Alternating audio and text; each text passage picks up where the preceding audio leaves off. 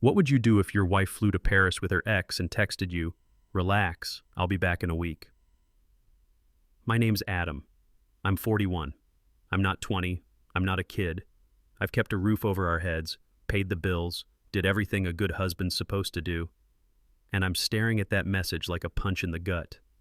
She's grinning in an airport selfie, her ex standing right behind her, like I'm just the doormat back home keeping the lights on. In that moment, something snapped. I realized I wasn't her husband anymore. I was her backup plan. If you're a man who's ever felt like that, hit subscribe, stick with me till the end, and tell me in the comments what you would have done. Before that text from the airport, before Paris and the ex and the word relax made my blood boil, there was just a summer evening on Pearl Street in Boulder. Madison was standing outside a little coffee shop, laughing too loud at something some barista said. She was light, bright, the kind of woman every guy looks at and thinks, way out of my league. I walked past in my work boots and plain shirt, that quiet strength kind of guy nobody really notices. She noticed. She asked about the book in my hand. We talked about nothing for an hour that somehow felt like something. On our second date, she dropped the word forever, like it was nothing. I should have been wary. Instead, it hit me right in the chest. We took a picture that night under the string lights on Pearl. Her smile looked like it could warm a whole town. I saved that photo as my phone wallpaper for years. Back then, I really believed it. I thought we were a team. I thought we were building a life together. So of course, the next step felt obvious. We promised each other forever. Our wedding wasn't some huge fairy tale. No castle, no horse-drawn anything. Just a small church, a couple of friends, my brother cracking jokes in a cheap suit, her parents crying in the second row. It was simple. It was real. At least, I thought it was. I stood there in a rented tux, hands sweating, and told Madison I would always be there. Sickness, health, better, worse. All the standard lines. Except they weren't standard to me. I grew up in a house where people left. I swore I wouldn't be that man. I took a job as a systems engineer, steady hours, decent pay, nothing flashy. But month after month, I kept the lights on. I kept food in the fridge. I kept a roof over our heads. That was my love language. Stability. Madison used to wrap her arms around me in the kitchen and say, "I love your steadiness, Adam. You're my rock." I held on to that sentence like it was sacred. I really believed marriage vows meant something to both of us. I promised I'd always be there. Now sitting here staring at that selfie from Paris, that promise feels less like love and more like a chain I put around my own neck. For a while, married life felt normal. Bills, work, takeout on Fridays. Then Ryan started showing up, not in person, just in conversation. It was little things at first. "Ryan used to love this place," she'd say at a restaurant. "Ryan was obsessed with that band," when a song came on in the car. I laughed it off. Everybody's got a past, right? One night I was looking for a charger in her desk and found an old photo strip tucked in a notebook. Madison and some guy, younger, wilder, kissing between frames. She walked in, saw it in my hand, and froze for half a second. "That's just Ryan," she shrugged. "We're just friends now. Relax." My chest tightened for a moment. There was this tiny ripple in my gut that said, "This doesn't feel right." But then she smiled that same smile from Pearl Street, wrapped her arms around my neck, and changed the subject. And the truth is, when you're in love, red flags don't look dangerous. They just look like things we'll fix later. So I chose to believe her. That was the first time my heart hesitated, and I ignored it. After Ryan's name showed up, his shadow did too. Madison started coming home late. Not crazy late, just enough to have an excuse. Work ran over. Drinks with the team. You were busy, I didn't want to bother you. All technically reasonable, if your gut wasn't already awake. Her phone started living face down on the table. Screen always dimmed, notifications silenced. Every time it lit up, her hand moved a little too fast. One night I finally said, "Hey, I'm not trying to snoop. I just want transparency. That's all." She didn't get mad. She didn't even argue. She just gave this little half smirk and said, "Adam, you're overthinking. Don't be dramatic." Then she went back to scrolling, like the conversation was over. And that line, "Don't be dramatic," hit harder than she realized, because I wasn't yelling, I wasn't accusing. I was just a husband asking his wife to look him in the eye and be real. The room went quiet after that. TV on, phones out, two people in the same house, already starting to live separate lives. I told myself it was just a rough patch. But deep down, something had already cracked. It started on a Sunday afternoon, dishes in the sink, TV on low. Madison just blurted it out. "I feel stuck," she said. "Like, trapped. I need to get away. I've always wanted to go to Paris. I need to find myself again." I put the dish towel down. "Okay," I said. "Then let's go. You and me. We haven't taken a real vacation in years." She shook her head before I'd even finished. "No, Adam. Not we. I need to go alone." That word echoed in my chest. Alone. Alone. She kept talking about breathing, space, finding who she used to be. But the more she talked, the more it felt like I was the problem she needed a break from. I tried to smile, tried to be supportive, like a good husband. But I felt that cold little knife slide between my ribs. You don't usually ask for a European vacation alone when you're happily married. That was the first time the word alone didn't sound like self-care. It sounded like a sentence. After that, it wasn't yelling. It was something worse. I started asking basic questions, not interrogating, just trying to understand. "When are you thinking of going? How long? Where are you staying?" Madison would roll her eyes, let out that long, annoyed breath. "Adam, you're suffocating me," she said once, not even looking up from her phone. "It's just a trip." That word again. Just a trip, just a feeling, just me being too much. I felt this heat rise in my chest, the urge to defend myself, to say, "I'm your husband, not your parole officer." But I swallowed it. I'm a grown man. I don't beg. In my head, one sentence started circling. Respect is non-negotiable. So I stopped arguing and started watching instead. What time she came home. How often Ryan's name popped up. How fast she tilted her phone away when a message came in. We never had a big screaming match. We had something worse. Two people going quiet for all the wrong reasons. The morning she left didn't feel like a fight. It felt like a dentist's waiting room. Too clean, too quiet. Coffee was already made when I came downstairs, steam rising from her mug, but she wasn't drinking it. The suitcase was by the door, wheels pressed into the hardwood like it had been sitting there a while. We moved around each other in the kitchen, careful, polite. She talked about flight times and layovers like this was a work conference. I watched her avoid my eyes. Then came the moment. She grabbed the handle, rolled the suitcase toward the door. That sound, plastic wheels dragging across wood. It's burned into my brain.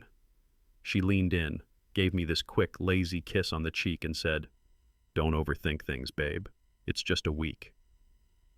The door shut behind her with a soft click, and somehow the house felt bigger and smaller at the same time. All that space, and nowhere to put what I was feeling. But the thing I remember most is the sound of those wheels. I swear I could still hear them long after she was gone. After the door closed, I just stood there.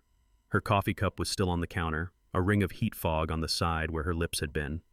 I picked it up, rinsed it out, watched the water swirl like I was hypnotized by something that simple. I caught a glimpse of my hand under the faucet. My wedding ring felt loose, like it didn't quite belong on that finger anymore. Nothing had officially happened, but everything already felt wrong. Colorado light poured in through the kitchen window, bright and cold. It lit up the dust on the table, the empty chair where she usually scrolled her phone in the mornings. The whole two-story house suddenly sounded hollow, like a shell. I dried my hands, grabbed my phone, opened our text thread. My thumbs hovered over the screen. Safe flight. 3 little words. Harmless, normal, husband-like. I stared at them for a long time. Then I erased them, locked the phone, and put it face down on the table. For the first time in a long time, I decided to sit with the silence instead of trying to fix it. A couple hours went by. I tried to focus on work emails, on server logs, anything but that empty side of the bed upstairs and the silence in the house. Then my phone buzzed. One message, from Madison. "Relax, I'll be back in a week." Just that, at first. Then the image loaded. It was a selfie at the airport. Madison front and center, perfect hair, perfect smile, like she was heading off to some dream vacation. And behind her, just slightly out of focus but close enough there was no way in hell this was an accident, was Ryan. No caption, no explanation, just that picture and that word. Relax. My stomach dropped. It felt like a gut punch. Not the wild, dramatic kind of pain, more like someone reached inside and quietly ripped something loose. Every late night, every eye roll, every don't be dramatic, it all lined up in one ugly row. She wasn't even trying to hide it. She was halfway across the world with her ex, and she was telling me to relax. I didn't answer right away. I just stared at the screen. There was no, "It's not what it looks like." No, "He just happened to be on the same flight." Nothing. Just her smile, his shoulder behind hers, and that easy, careless tone. "I'll be back." Not "we'll talk." Not "we'll figure this out." Just the confidence of someone who fully expects to walk out of your life, have her fun, and stroll back in like nothing happened. That's when it hit me. I wasn't a husband in her mind. I was home base. I was the safe option. I was being taken for granted. I felt this rush of heat in my ears like my blood was boiling. Then just as fast, it all dropped. The anger drained out and left something colder behind. I pulled out a chair at the kitchen table and sat down slowly. No yelling, no throwing things, just this heavy, icy calm settling over me. For the first time, I wasn't thinking about how to save us. I was wondering why I'd spent so long trying. I don't know how long I sat at that table staring at my phone. 5 minutes, 20, an hour. Time gets weird when your life cracks. At some point, my chest got too tight. I needed air. Not the kind Madison was flying to Paris for, just enough to stop feeling like I was drowning in my own kitchen. I stood up, slid the phone into my pocket, and walked out the front door. Our driveway runs right next to Claire Dawson's. She'd moved in a couple months back, divorced, one kid who visits on weekends, the quiet kind of neighbor who waves but doesn't pry. My feet took me there before my brain fully caught up. I knocked. A second later, the door opened. Claire stood there in leggings and an oversized sweatshirt, hair in a messy bun, no makeup, eyes soft and sharp at the same time. She looked at my face once and didn't ask, "What's wrong?" She just said, "You look like your whole world just tilted." I didn't even realize I'd been holding my breath until it finally came out. Claire stepped aside and said, "Come in." No hesitation, no fuss. Just like that. I sat on her couch, hands clasped so tight my knuckles went white. For a second, I didn't know where to start. Then it all poured out. Paris. The I feel stuck. The I need to go alone. The late nights. The phone flipped over. And finally, that selfie. Madison's smile. Ryan in the background. "Relax. I'll be back in a week." Claire didn't interrupt. Didn't rush to fill the silence. She just listened, the way someone does when they've been on the other end of the same kind of story. At some point I heard myself say, "I've been carrying this marriage on my back for years. I just wanted a partner, not a roommate, not whatever this is." Her jaw tightened, just a little. There was this flash in her eyes, anger, but not at me. "That's not confusion," she said quietly. "That's not a mistake. That's cruel, Adam." Hearing someone else call it what it was hit harder than any argument we'd ever had. Right after Claire said, "That's cruel," my phone buzzed again on her coffee table. Another message. From Madison. I flipped the screen over. "Don't be dramatic. I'll always come back to you." That word, always, hit different this time. A few years ago, in a church filled with cheap flowers and trembling hands, always sounded sacred. A promise. But here, sitting on Claire's couch, with the warm lamplight softening a room that wasn't mine, and a marriage that didn't feel like mine anymore, always suddenly felt entitled, arrogant, like she genuinely believed she could leave, do whatever she wanted, and I'd still be standing at the doorway holding the light on for when the fun ran out. I read the text again. Slow. I'll always come back to you. Not choose you, not stand by you, just come back, the way someone returns a rental car. My heart didn't explode this time. It didn't crack or fall apart. It just went still, quiet, cold in a way that finally felt like clarity. Because deep down, I knew. She had never been afraid I might walk away. I had spent years proving I wouldn't. And right in that moment, a thought hit me, sharp and undeniable. And this is something I've never told anyone. Something Madison would never see coming. Because here's the truth I never admitted out loud. I hadn't just been hurt. I had been helping it happen. I let the jokes slide, let the disrespect slide, let the late nights slide, all because I was terrified of ending up alone again. But sitting there with Claire looking at me like my pain wasn't crazy or dramatic, something finally clicked into place. Being lonely next to someone you love is worse than being alone in an empty house. My shoulders dropped, my hands unclenched. In my mind, a line drew itself. Thick, black, permanent. This is it. This is the line. I'm done being the backup plan. Here's the part you need to understand. What happened in Claire's living room wasn't the start of my wake-up call. It was the confirmation. Because a month earlier, before Paris, before the suitcase by the door, before the airport selfie with Ryan smiling like he owned the moment, I had already heard the alarm. I walked into a lawyer's office in downtown Denver, not to file anything, not to threaten anything, just to understand what happens when a man feels the ground under his marriage start to tilt. He explained everything. What happens to the house, what counts as marital property, what checking out emotionally looks like on paper. I wasn't planning revenge. I wasn't preparing for war. I was preparing for survival. I left the office that day with a folder under my arm and a truth pressing into my ribs. Plan A, love her enough and things will fix themselves, was dead, and I just hadn't buried it yet. After that meeting, my whole view of our house changed. It wasn't just walls and furniture anymore. It was keys, contracts, proof, things you either control or lose. On a slow Tuesday night, while she was working late, I emptied the junk drawer and laid everything out on the kitchen counter. Keys to the front door, garage, back gate, the spare she thought I didn't know about. I counted them like a man taking inventory of his own life. I pulled the mortgage folder from the cabinet, flipped through the pages. My name, her name, signatures side by side. I wrote down dates, days she'd come home late, nights she'd slept facing the opposite edge of the bed. I didn't confront her with any of it. I didn't throw it in her face. I just stopped talking so much, started listening more, watching more. The house got louder in the strangest way. The click of a cabinet, the slam of the dishwasher, the rattle of keys in my hand. Every sound reminded me, this is my life, my sanity, my peace on the line. And piece by piece, I started taking ownership of it again. Sitting on her couch, I could tell Claire wasn't just listening as a neighbor. She was listening as someone who'd already walked through the same fire. She waited until I finished, until the room went quiet, then said, "My ex cheated on me too.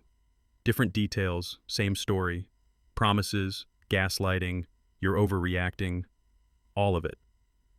She rolled up her sleeve a little, traced an old tattoo on her wrist with her thumb. "The wound closes," she said, "but it leaves a scar. You learn to live with it. You just don't let anyone cut you in the same place twice." I let that sink in. "You know," she added, looking straight at me, "you deserve bare minimum respect at least." I gave this tired little laugh. "At least, huh?" We both smiled, but it wasn't a happy smile. It was that tired, knowing kind of smile you only share with someone who's heard the same lies in a different house. We didn't need to say much after that. The silence between us stopped feeling awkward. For the first time that day, I didn't feel crazy, and I didn't feel alone. At some point, Claire stood up and said, "You've had coffee and shock. You need real food." She went into the kitchen, pulled out a pot, started making soup like it was the most normal thing in the world to feed your neighbor whose marriage was falling apart. I sat at her table, shoulders heavy, words few. The lamp above us threw a warm yellow circle over the bowls, the kind of light that makes everything look softer than it is. Her bookshelves lined the wall, novels, medical texts, a couple of kids' drawings pinned with magnets. We didn't flirt. We didn't dance around anything. No cheap jokes. No, "you deserve better" handsome nonsense. She just asked, You want more salt? And when I didn't talk, she let the quiet be quiet. There was a calm, steady respect in that room I hadn't felt in my own kitchen for a long time. Somewhere between the second spoonful and the first real breath I'd taken all day, a strange thought hit me. This is what it feels like when someone actually sits in your corner, instead of just using your house as a place to sleep. After dinner at Claire's, I thanked her, told her I didn't know what I would have done without that couch and that soup, and I walked back across the driveway to my own front door. The house felt different now. Same walls, same furniture, but it didn't feel like ours anymore. It felt like a place I'd been maintaining for someone who'd already mentally moved out. I went upstairs to our bedroom. The suitcase was gone, of course. Her side of the closet looked emptier than it should have for a 1-week trip, but her perfume still hung in the air, faint and sweet and a little sickening now. I opened the window. Cool mountain air swept in from the foothills, clearing out some of the leftover scent, clearing out some of the fog in my head. I stood there for a long time, looking at the streetlights, listening to the quiet. And somewhere in that silence, the sentence finally formed, clear as day. I'm not a doormat, not a safety net, not a backup plan, not the guy you walk over and expect to find in the same spot when you're done. I lay down in that too-big bed, not because I felt okay, but because I knew one thing for sure. This version of me was done. The next morning, my body woke up before my brain did. I opened my eyes to her empty side of the bed, the faint crease in the pillow where her head used to be, and for a second that old panic tried to crawl back in. Then the thought from the night before came back, like a line drawn in permanent marker. I'm not a doormat. So I did what I know how to do when everything feels out of control. I went back to basics. I got up, made coffee, fed the dog, opened my laptop at the kitchen table. Servers still needed monitoring. Tickets still needed closing. The world didn't care that my wife was in Paris with her ex. A systems engineer still has systems to keep running. And weirdly, that helped. I answered emails, reset a password for some guy in accounting, ran a quick check on a failing node. It sounds stupid, but those small wins reminded me, I still have value. I still show up. I still do what I say I'm going to do. By the time I closed my laptop for a break, my spine felt a little straighter. I wasn't okay, but I was upright. In my head, a new line settled in beside the first one. I stand my ground. No matter what storm she'd just flown into, I wasn't going to let it wash me away. Once I stopped chasing, her tone changed. At first it was cute little updates, a picture of a croissant, a blurry shot of the Eiffel Tower. Look how beautiful it is here.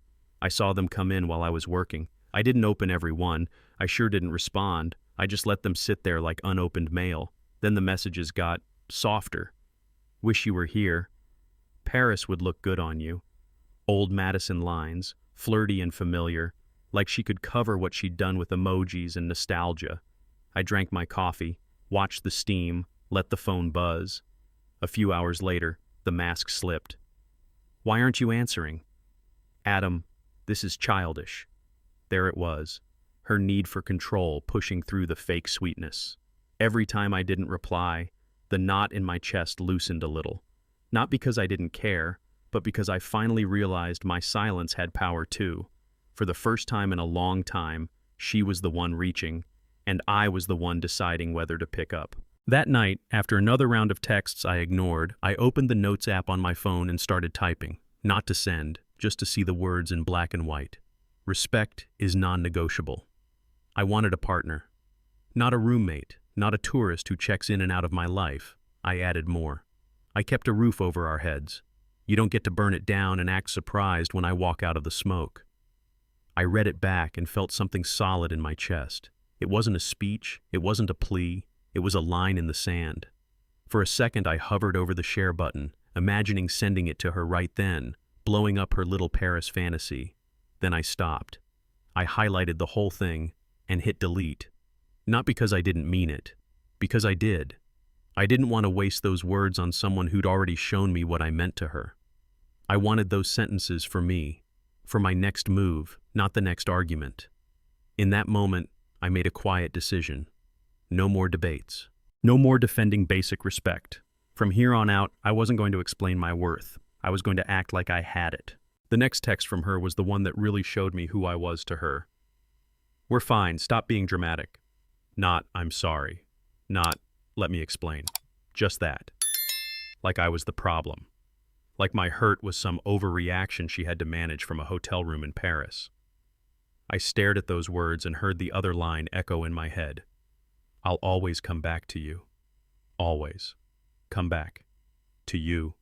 Not stay with you. Not stand by you. Just return when it suited her." That's what I was. Her safety net. The man who kept the lights on, kept the mortgage paid, kept the bed warm, so she could go chase feeling alive with someone else and know she still had a soft place to land. For the first time, my heart didn't break. It stood up. I looked at that screen, let the anger rise and then settle, and I said it out loud in my empty kitchen. Enough is enough. Not a threat, not a performance, just a decision. When I say enough is enough, I don't mean I suddenly turned into some wild, impulsive guy flipping tables. I went back to a day most people in my life don't know about. A month before Paris, before the suitcase, before the word alone started hanging in the air, I sat in a law office in downtown Denver. Neutral carpet, quiet hallway, windows looking out over a gray city. The attorney walked me through it all. How to protect myself if things went bad. What changing the locks actually required. What counted as marital property. What kind of proof mattered and what didn't. I listened. I took notes. I didn't cry. I didn't rage. I just absorbed. On the way out, I paused with my hand on the door and realized something. Plan A, love her enough and it'll all work out, was already dead. I just hadn't admitted it yet.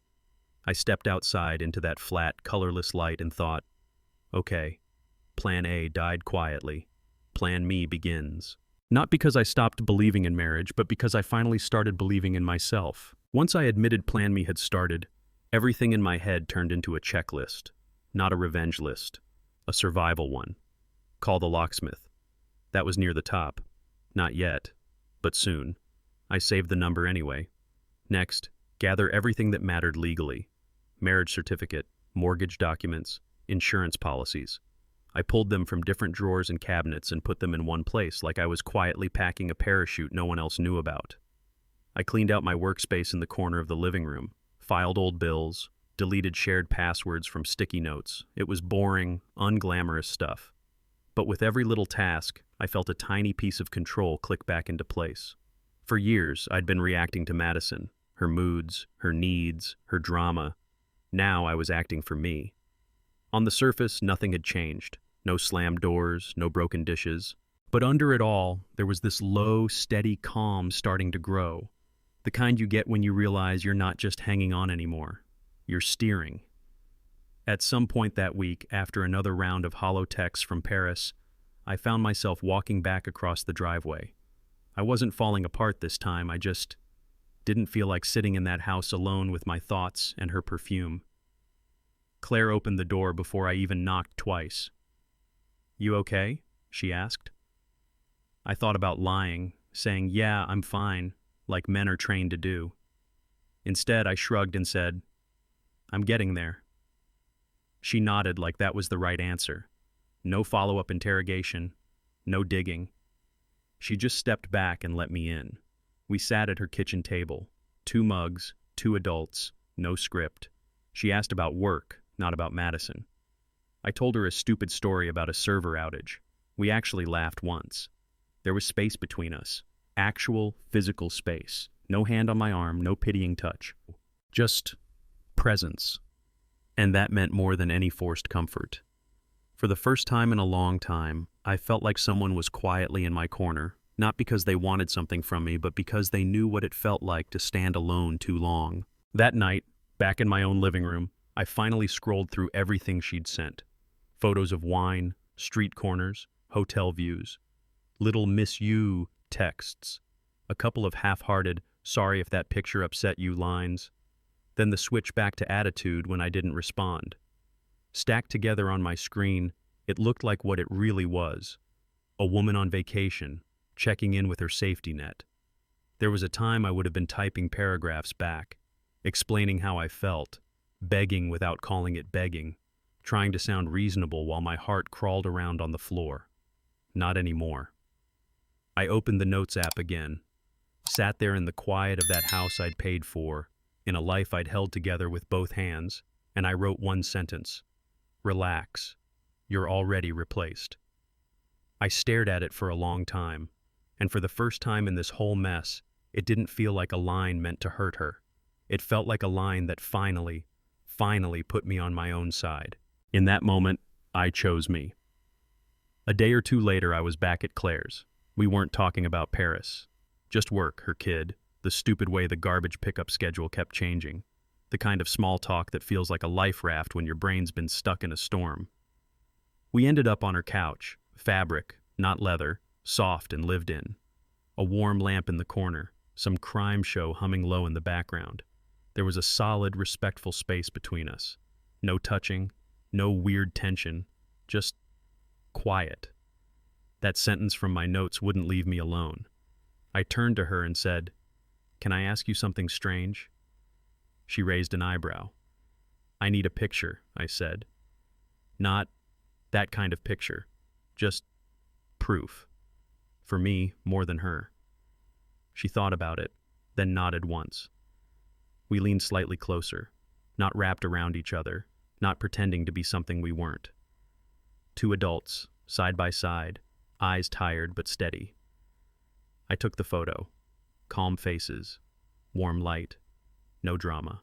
Back home, I opened our chat, attached that picture, and under it I typed, "Relax, you're already replaced." Then I hit send. When I hit send, the little whoosh from my phone sounded a lot louder than it should have. "Relax, you're already replaced." The words were out there now. No draft, no unsent note, no going back. I set the phone down on the kitchen counter, screen face down. My hand hovered over it for a second, then I pulled it back like it was hot. I filled a glass with water, watched it climb up the sides of the glass, took a slow drink. The house went dead quiet. No TV, no music, just the hum of the fridge and my own breathing, finally steady. For years, every hard moment in our marriage ended with me sending some long, careful message trying to fix things, apologizing for feelings I didn't cause, explaining pain she didn't want to understand. This time, I didn't explain a thing. I just drew the line and walked away from the phone. It's strange how one tiny sound, a digital whoosh, can mark the exact second your life changes direction. It didn't take long. The phone lit up where I'd left it on the counter. Once, twice. Then it just kept going. I flipped it over and watched the messages stack. "Who is she? Why is she in our house? Adam, answer me. You're joking, right? No more croissants, no more Eiffel Tower, just panic in plain text." Then the calls started. 1, decline. 2, decline. 3, voicemail. A voice message came through, then another, then a third. I put one to my ear long enough to hear her breathing, fast, shaky, not at all like the woman smirking in that airport selfie. "Adam, this isn't funny. Call me back. We need to talk. You're overreacting. Just pick up, okay? Please, just pick up." The irony wasn't lost on me. She had crossed an ocean with her ex and told me to relax, fully convinced I'd be waiting right where she left me. Now, with one calm picture and one sentence, her confidence was cracking. And for the first time, I wasn't the one scrambling to hold us together. Once the panic set in, the excuses showed up right behind it. Another voice message, another text. He pressured me. "It was a mistake. You're overreacting. We can fix this when I'm back." It was like she was spinning a wheel of cliches and reading whatever it landed on. Not once did she say, "I chose this. I knew what I was doing." It was always someone else's fault, or my reaction, that was the real problem. I sat at the table, phone in my hand, watching her try to rebuild control with words she should have used weeks, months, years earlier. I typed nothing. No, how could you? No, I can't believe you did this. No, tell me everything. Because I already knew everything I needed to know. She had boarded that plane without a second thought about what it would do to me. Now that her spot in my life wasn't guaranteed, that's what scared her. So I did the one thing she never expected from me. I stayed completely, intentionally, silently calm, and that silence said more than any argument ever could. Madison has always cared a lot about appearances, the right photos, the right captions, the right angle of her life. So it didn't surprise me when my friends started sending screenshots. First, there was a long, dramatic Instagram story from her. Crying selfie, half-lit hotel room, a wall of text about feeling emotionally abandoned and needing space. 10 minutes later, it was gone. Then a new post went up.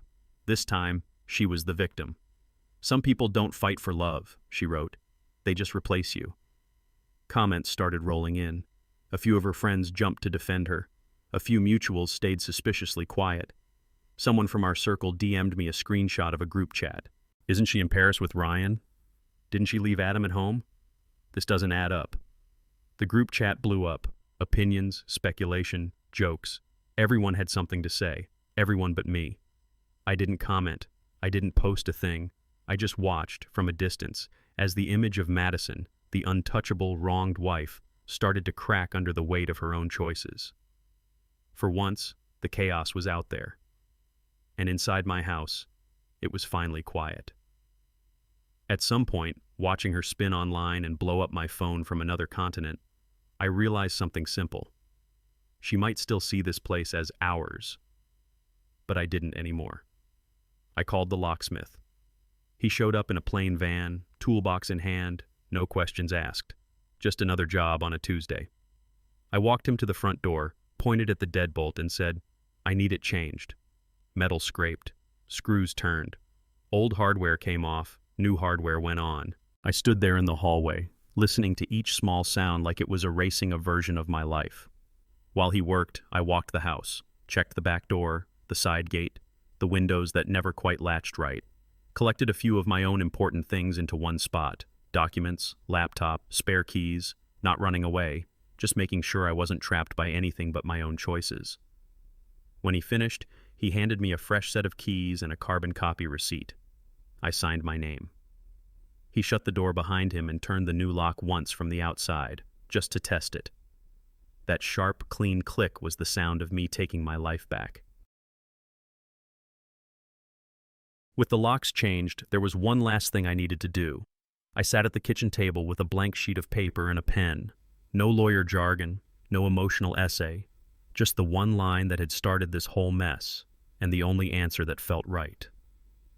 "You told me to relax." I paused, let myself remember her message from the airport. That smug little "relax, I'll be back in a week," with Ryan over her shoulder. Then I finished it. So I did. 8 words. That's it. No accusations, no insults, no begging. Just a mirror held up to what she'd said to me, turned around and handed back. I walked to the front door, taped the note right at eye level, and stepped back onto the porch. For the first time since we bought this place, I didn't think, our house. I thought, my home. The paper fluttered once in the air from the hallway vent, then settled. It was a small, white square. But standing there, keys in my hand, chest finally steady, it felt less like a note, and more like a verdict. The day Madison came back, the weather was annoyingly perfect. Blue sky over Boulder, sun on the foothills, the kind of day we used to call too nice to waste. I saw the taxi before she did. It rolled up in front of the house like any other airport drop-off. The trunk popped.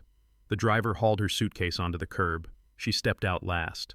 She didn't look like the woman from the Paris photos. No glow, no sparkle, just swollen eyes, makeup smudged, shoulders slumped like the suitcase handle was the only thing holding her upright. From where I stood in the driveway, a little off to the side, I watched her drag that suitcase up the walk. Muscle memory took over. Right hand to the old spot on the doorframe, fingers reaching for the handle she'd turned 1,000 times. She tried the key. Nothing. Her brow furrowed. She tried again, harder. Then she finally looked up and saw it, the white piece of paper taped to the door, right at eye level. "You told me to relax, so I did." Her eyes widened, and in that instant, I saw it hit her. For the first time, she was the one locked out of my life. She read the note once, twice, Her lips moved around the words like she couldn't quite believe they were real. Then she just folded. Madison sat down on the front steps, suitcase beside her, and started to cry. Not pretty tears, not the delicate Instagram filter kind of crying. Ugly, gasping sobs that echoed off the porch. I stood a few yards away in the driveway. Claire was next to me, not touching me, not clinging. Just there, arms crossed over her chest, jaw tight, eyes sharp, bearing witness. We said nothing. Madison finally lifted her head and saw us. Her gaze flicked from me to Claire and back again, trying to measure the distance, the meaning, the timeline. "Adam," she choked out. "Please, we can talk about this. Talk. Don't do this. Please don't go." A while ago, that sound would have shattered me. I would have rushed over, sat next to her, tried to comfort the same person who broke me. This time, I didn't move. My breathing stayed steady. My feet stayed planted. My heart hurt, sure, but it didn't collapse. In that moment, I realized something important. She might fall apart on those steps, but I wasn't going down there with her. "Please don't go. We can talk," Madison sobbed from the steps, hands gripping the edge like it was the only thing keeping her from sliding off the world. For a second, I just looked at her. All the late nights, all the eye rolls, all the "you're overreacting," and that stupid selfie with Ryan at the airport flashed through my head in one clean reel. "We had time to talk," I said, voice low, steady. "You just talk to him instead." She shook her head hard, hair sticking to her cheeks. "It wasn't like that. I made a mistake. We can fix this." I cut her off. "I showed up," I said. "I kept the lights on. I did the work. I tried. For years." Her eyes searched my face, looking for the old version of me, the one who would fold, who'd take any crumb of affection she threw my way. He wasn't there. "I'm not your second choice, Madison," I finished. "Not anymore." I held her gaze for one last beat, then turned away. No big speech, no dramatic exit, just a man finally cutting the rope he'd been strangling himself with. Claire didn't say anything when I turned away from the porch. She just fell into step beside me as I started walking down the driveway. We didn't rush. We didn't look back. The sun was sliding down over the foothills, painting the sky that soft Colorado gold you only get for a few minutes each day. I'd seen that view 100 times before, taking out trash, grabbing the mail, but it never felt like this. For the first time in a long time, my chest felt light. Not happy, not yet, but unchained. This wasn't about replacing Madison with someone else. Claire wasn't a prize I'd won. She was just there, steady, respectful, proof that not every connection had to hurt. The real shift was inside. I wasn't staying out of fear anymore. I wasn't begging to be chosen by someone who had already picked another man. In my head, the words landed and stayed. I'd rather be alone than disrespected in my own home. We reached the end of the driveway. Cars passed, a dog barked somewhere down the street. Life just kept going. And for once, the loudest thing in my world was the quiet freedom of finally choosing myself. If you're still here listening and you've been cheated on, let me say this straight. Your loyalty was never the problem. The problem was giving it to someone who treated it like a guaranteed backup plan. I spent years thinking if I showed up, paid the bills, kept a roof over our heads, she'd see my worth. Instead, I became the doormat, the safety net, the man she thought would always be there when the fun was over. If any part of my story feels uncomfortably familiar, hear this. You are not a doormat. You are not a safety net. You are not good old reliable she can walk all over and come back to when she's bored. Your peace matters. Your self-respect matters. So ask yourself, honestly, if your wife flew to Paris with her ex and texted, "Relax, I'll be back in a week," what would you do? Drop it in the comments. Hit subscribe if this hit home. And the next time someone tells you to relax, remember, you're allowed to choose you.